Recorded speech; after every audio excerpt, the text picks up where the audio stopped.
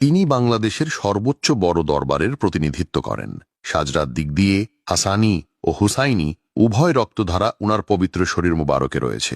তিনি একজন বিশ্ববরেণ্য সুফি ব্যক্তিত্ব, সারা বিশ্বে যার গ্রহণযোগ্যতা ও সম্মান আকাশচুম্বী। যে মুহূর্তে সুন্নিয়ত খণ্ড খণ্ড হতে হতে পদে পদে মার খাওয়ার পরিস্থিতির সৃষ্টি হয়েছে, অনেক মুরব্বীরা বারবার চেষ্টা করেও বিভিন্ন পক্ষের মতের মিল অমিলের কারণে প্রায় নিষ্ক্রিয় হয়ে পড়ে ঐক্য প্রক্রিয়া।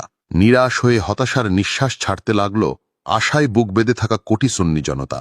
এহেন পরিস্থিতিতে সুন্নিয়তের মহান ত্রাণকর্তা হিসেবে ঐক্য প্রক্রিয়াকে এগিয়ে নেওয়ার হাল ধরলেন তিনি। জানিয়ে দিলেন, আমার পদ পদবীর দরকার নেই, সুন্নিয়তের ঐক্যই আমার একমাত্র মিশন।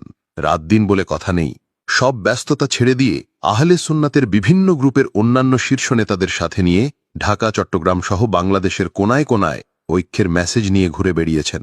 আলহামদুলিল্লাহ, শেষ পর্যন্ত তিনি সুন্নি জামাতের সকল গ্রুপকে একত্রিত করে ঐক্যবদ্ধ আহলে সুন্নাত ওয়াল জামাত উপহার দিতে সক্ষম হয়েছেন।